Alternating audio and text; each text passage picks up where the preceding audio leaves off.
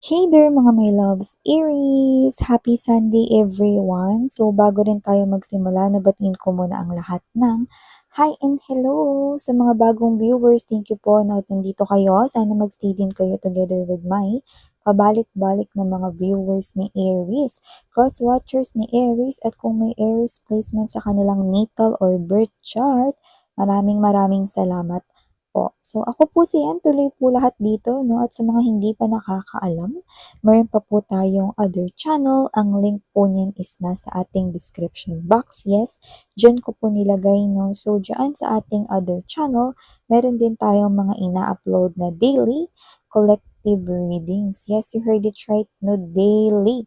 Daily po yan, no? Collective readings. When we say collective readings, ano man ang iyong zodiac sign, welcome ka na pakinggan, panuorin at i-claim mga mensahe na tingin mong konektado ka or feeling so drawn ka. Kaya naman, just take only what resonates. At syempre, wala tayong gender dito, babae, lalaki, LGBT, lahat kayo welcome.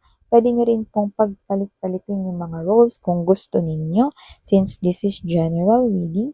And at the end of the day, may free will po kayo na pwede nyong gamitin anytime, anywhere. So, let's go ahead and read these energies here for you, Aries. So, let's see. Archangel Michael, thank you so much. And sa ating mga angels and guides and ancestors ni Aries, what do we have here? Messages for Aries, please. Just take only what resonates, Aries. Aries.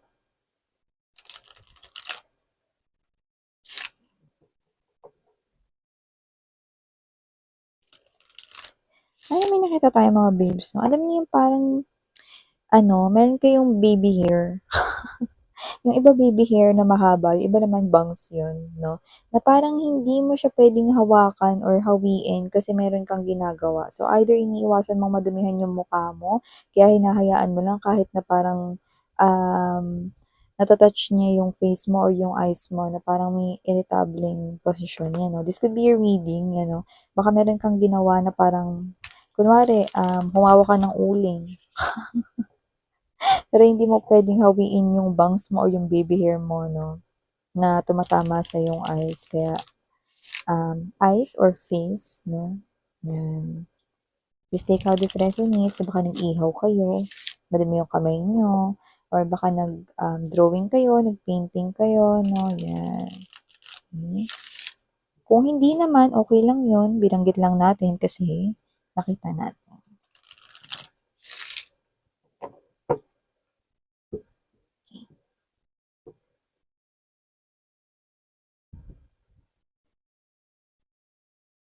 We have here the wildflower for you, Aries.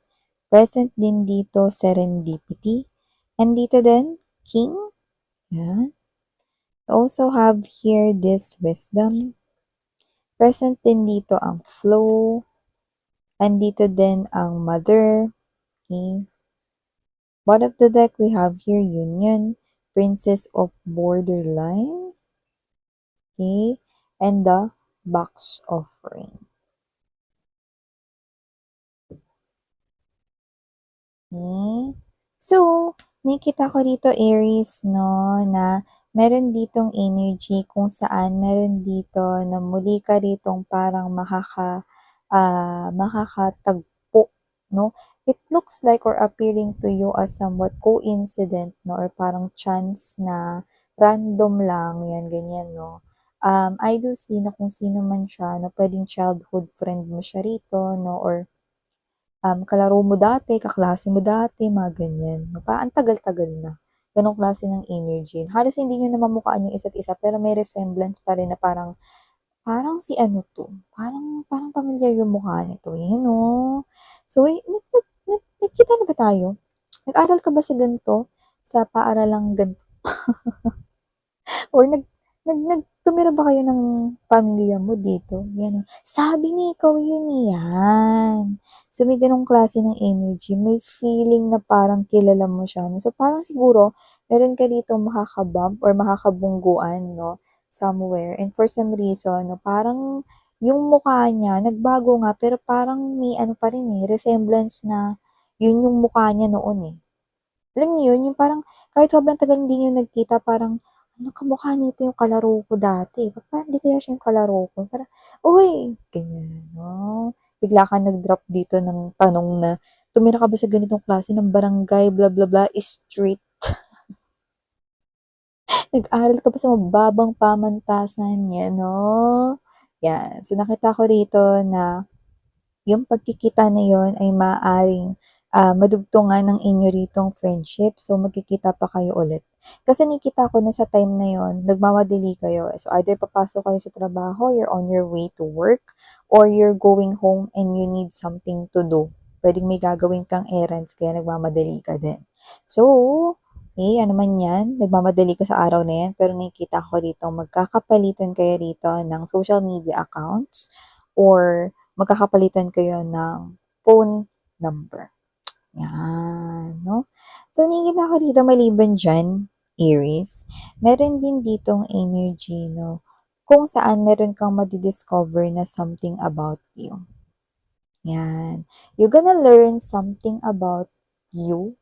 You're gonna discover na meron ka palang tinataglay na ganitong klase ng knowledge.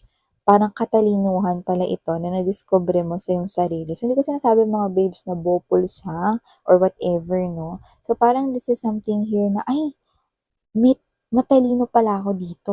Ay, 'pag inaral ko pala 'to parang mas may alam pa pala ako dito." Gano'ng klase ng energy, okey? So, ibig sabihin meron kayo ditong bagay na matutuklasan na parang hindi mo alam about yourself, 'no? At magkakaroon ka ng interest na i-enhance 'yun.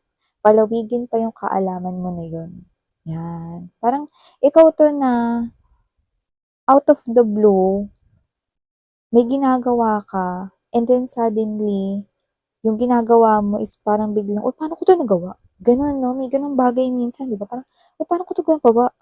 Ulit nga ulit." Hala, ganyan 'no, parang gano'n yung klase ng energy, "Hala, kaya ko pala 'to, madali lang pala 'to." 'Yan 'no, "Akala ko mahirap 'to." 'Yan. So, magkakaroon ka rito ng interest at posibleng kung ano man 'yan puwede ring pagkakitaan mo 'yan, 'yan 'no, or magamit mo. 'Yan yung nakikita ko dito. So, maliban diyan nakikita ko rin dito 'no, na yung iba sa inyo single mom, single dad, 'yan 'no, but doesn't have to be or maybe you're connecting here with a single mom or single dad, just take how this resonates, okay? So, nakikita ko dito 'no, na kung, kayo ay connecting ngayon with someone, okey, at meron ditong single mom, single dad or sa side niyo yung single mom, single dad siya, na nakikita ko rito 'no, na magkakaroon rito ng mas maayos na flow ang inyong connection. Wala akong nakikitang problema dun sa child 'no, in the long run kung sakali man na magdesisyon na kayo rito na magsama or whatever, magkaroon ng relasyon 'no, maging official din kayo, wala akong nakikitang problema with the kid, okey? So, nakita ko rito na ito ay isang klase ng koneksyon kung saan magiging maganda yung inyong samahan, okey? So, nakikita ko rito 'no, na wala ritong magiging problem rin sa side ng parents mo or parents niya or whatever kasi you are both sa right age at nakikita ko rito na ano siya, tawag nito, mabuti siyang tao, 'yan 'no. Mabait siya, yun yung nakikita ko rito, 'yan. At stable rin ang kanya ritong trabaho. So, nakikita ko rito na walang problema 'no, pagdating dito kung sakali man na kayo ay magsama na or sakali man na magdesisyon kayo na tinatanggap niyo na siya bilang inyo ritong kaparehas or partner for life, 'yan.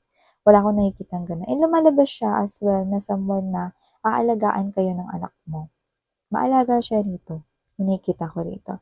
This person will surely takes care of you when you get old or grow old, 'yan. Nakikita ko 'yun dito, mga babes 'no. And for some reason, wala naman tayong age dito pero nakikita ko dito na iba sa inyo 'no, ang kadil ninyo ay older than you sa age. May age difference dito, no? So, bala na kayo categorize kung sino mas matanda dito, no? Yan.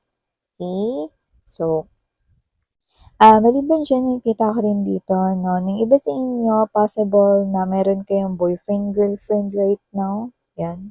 At nakikita ko rin dito 'no, na marami kayong pinagdaanan. May pagdadaanan pa kayo isang buhos ng matinding challenge sa inyong relasyon, okey? Hindi kayo mabubuwag, oo maaalog ang inyong relasyon dahil isa ito sa pinakamatindi ninyong pagdadaanan bago kayo tuluyang maikasal ng iyong boyfriend, girlfriend dito.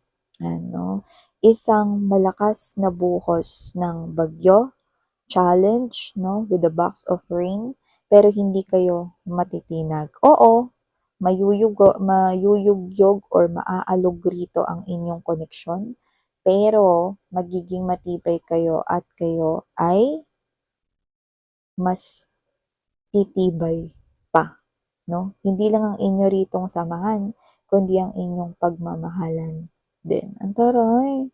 'No? Parang alam ninyo everytime na dumadaan kayo sa pagsubok nitong person mo, 'no, nakikita ko dito na mas patatag kayo ng patatag. Tapos itong simbolo na 'to 'no, na bulaklak na malaki na 'yan sa inyong background 'no, parang everytime na nagkakaroon ng pagsubok dito nagpapasalamat kayo kasi nalalampasan niyo 'yan. Parang it's always a fresh start for you. Yun yung nakikita ko rito. 'Yan.